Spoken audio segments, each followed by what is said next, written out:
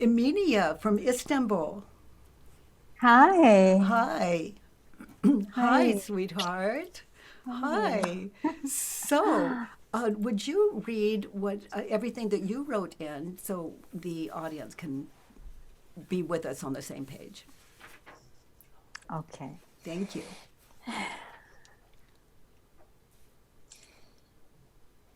The work I do on the beliefs about myself, such as I am inferior, I'm not lovable, I'm crazy, seems not going deep enough. They come back with the same strength. Please give more detailed information about how to make it more deep and how to live, integrate the turnarounds into my life. And I have another question. When doing the work on me, on one-liners such as I'm ugly, what could help me more to make it loosen up, to have a deeper inquiry, and how to find ways to integrate the turnaround I'm beautiful into my life? Okay, sweetheart. So, when you think the thought I'm ugly, are you talking about your mind or body? You don't have to think about it. You know. When My you have the thought face I'm mostly, ugly, your yeah. face, you said your face mostly? Okay, so have you ever seen your face? Yes. Okay. Now, did you look in the mirror and then imagine a story onto that image? And as you look at that face, you believe it is that face that you believe it to be? Like I see myself on the camera and like doing this, and I see myself and I believe it is me, nodding my head like that. Uh huh. And look what you believe about that face.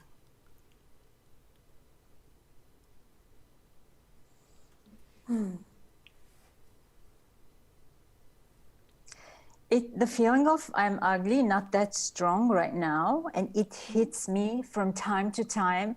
Like, let's say, especially if my hair is not in a certain way, Yes. or Okay, so let's say you're at a party and you're not happy with your hair. It just didn't turn out well. And you tried everything, but you were running late, so you just had to go that way. And it's just not the way you thought it would be. And your face the same. And so you're at the party and you see those other beautiful women. There they are. Their hair is looking good.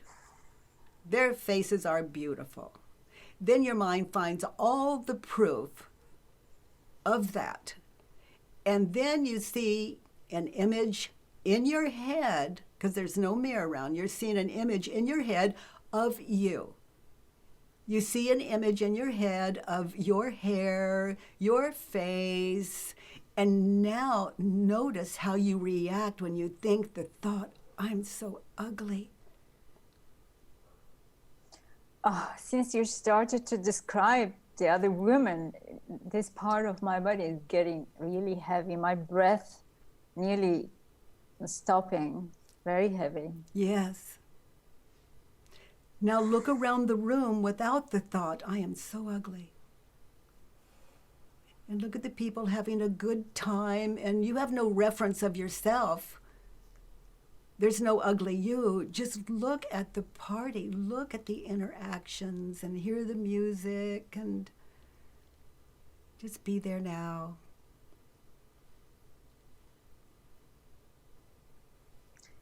I Okay. became very curious. I just want to look, look closer to people. I want to touch their face, their skin. I'm getting really curious. Yes, so you are really at a party. Most people don't get to go to the party when they're at the party. They're so into what we're describing right now and how people see them that the parties they go to are not that much fun. That's why people take pills, they drink a lot, trying to shut that mind down, go beyond it, where they lose their inhibitions. Okay, well, you don't need to do that. I mean, you can do that, but not for that reason. It's like being, I'm not advocating that anyone take pills or drink alcohol. That's not the point. The point is to be at a party of right mind and a mind that gives them joy, a curiosity. And you're meeting the people at that party now and out of self. Now, when you think the thought you're ugly and you see that image of you, your face, your hair, the one you believed you to be when you left the house before the party. Okay, so you're there. Now notice how you react when you believe the thought. We've already looked at that question. Notice more closely when you think the thought, I'm ugly, and you see those images of your face, of your hair, of your body, of what you're wearing. Okay, now feel the depression or the self-consciousness, the separation of being with the people. You're no longer curious, you're just in the I know what I look like mind.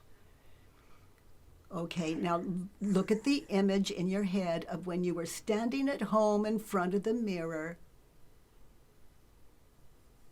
looking at yourself. You were completely unacceptable. You were running late. You had to go like that. You see that? So you're at the party and you see that image when you think the thought, I'm ugly. You see that image of the past. And then you don't look at all the women. You look at the most beautiful women, the ones that are laughing, the ones that look great, and then you look at the ones that don't look good, and they're having a good time too. So you see what's going on. You're comparing your image, the image in your head of hair and face, the one you left at the house with you but took with you. Now, as you see those images of past and future, this is very important for all of you to understand. That is the cause, witnessing those past future thoughts. That is how the mind reacts when you believe the thought you're ugly. You cannot believe it without the images of past future. That's how the ego holds you in identity.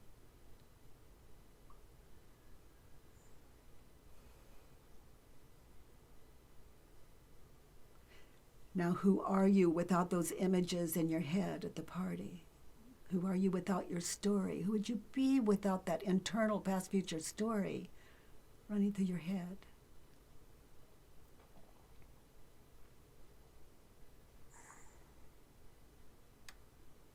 Do you even care how you look? No. No. No, sweetheart, you're free. You're free from ego, from false self. Now, what's beautiful is in this practice, noticing how you react when you believe the thought, I'm ugly, and who you are without it. When the next time you're at a party, you will know why you're not feeling as beautiful as the most beautiful woman there. You'll understand it from a level that is so beautiful. It doesn't matter if you had no arms, no legs, and your face was completely distorted. You would feel and be beautiful. There are no beautiful bodies. There are beautiful minds witnessing this object body world. And it appears to me that you are really, really getting to know that beautiful mind. Not a mind that would distort itself by identifying as a physical object, but mind. Minds make us beautiful or ugly.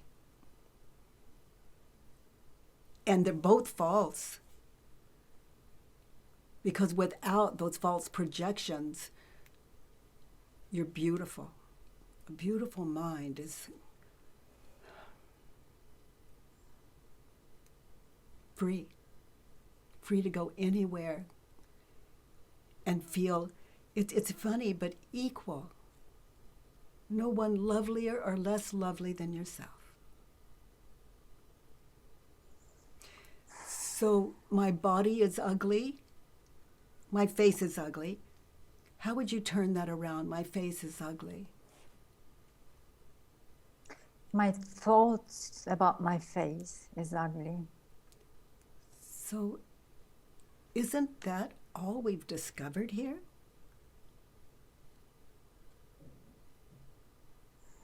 That, when you look at your face right now, that's not your face.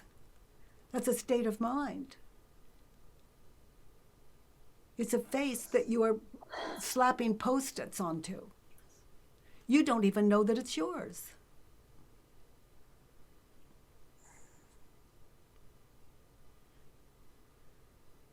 I mean, when you sit in this work, these 4 questions and turnarounds, you don't even know that that's you. How can an object be you if the mind didn't claim it, identify as it?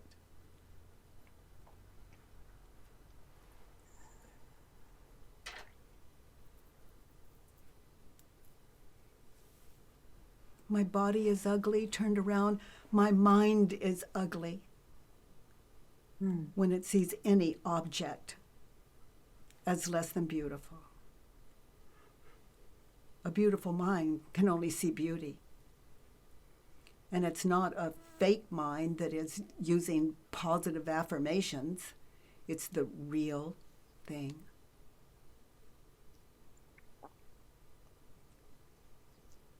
True self, identified.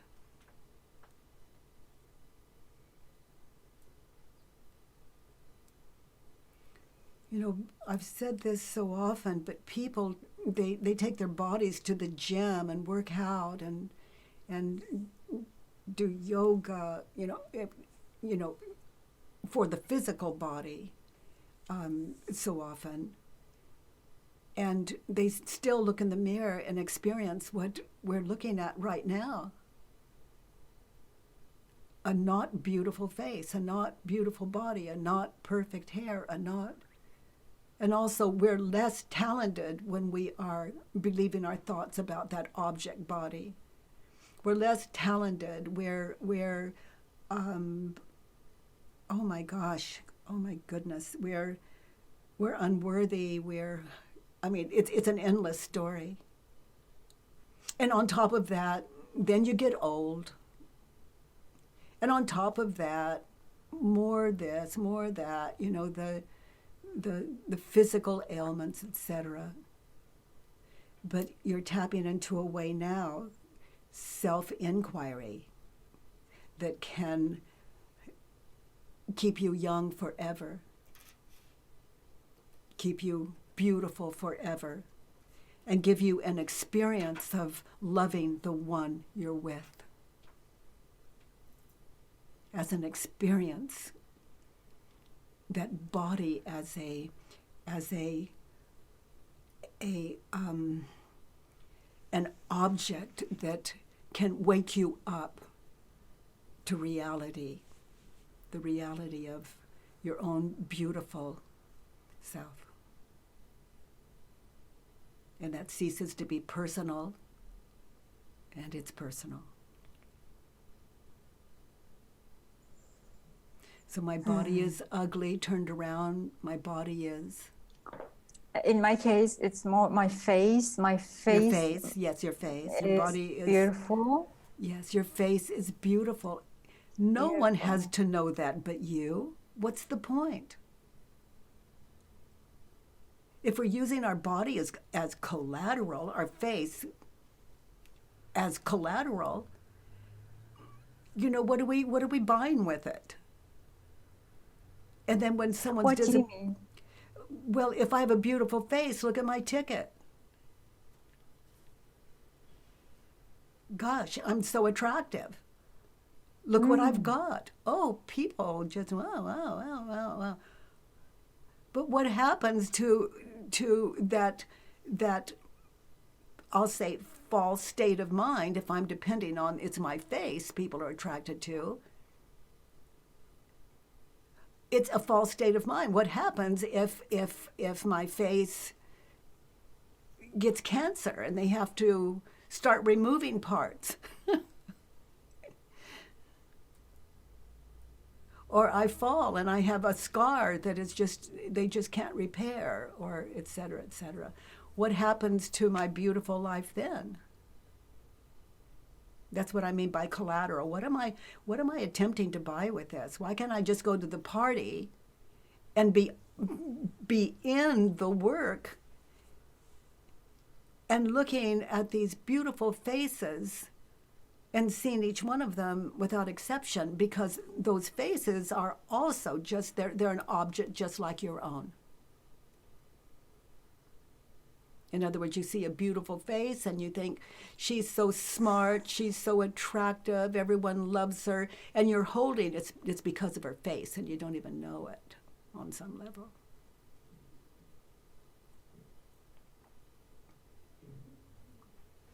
Exactly. Yeah. So I'm in life to play. I'm in life to have an amazing time. And you don't need a body for that. You don't need a beautiful face.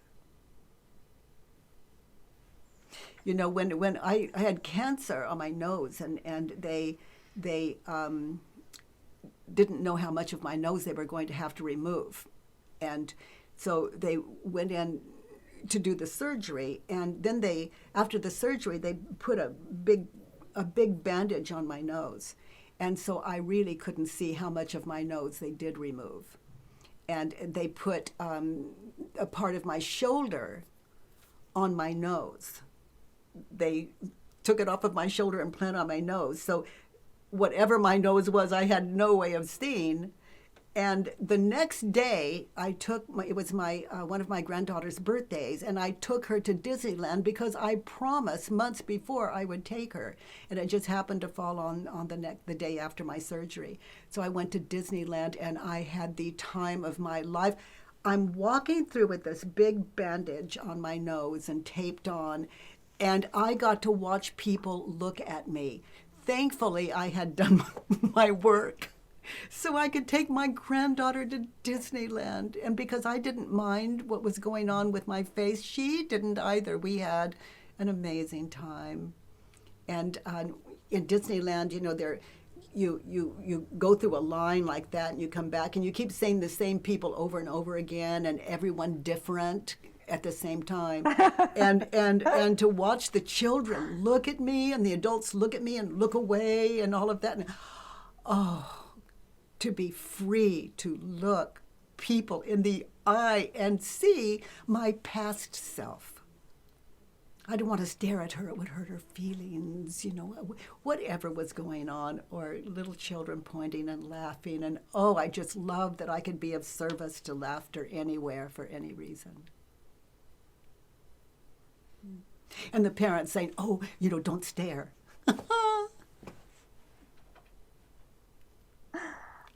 Wow. So the worst that can happen is you love life. So sweetheart, continue your work. And the work is meditation, just as we've done. You know, I've done a lot of talk about it, but this is conversations with Byron Katie. So I can't, and I love it because I just can't resist getting as close to you as I possibly can. And that is beyond the body.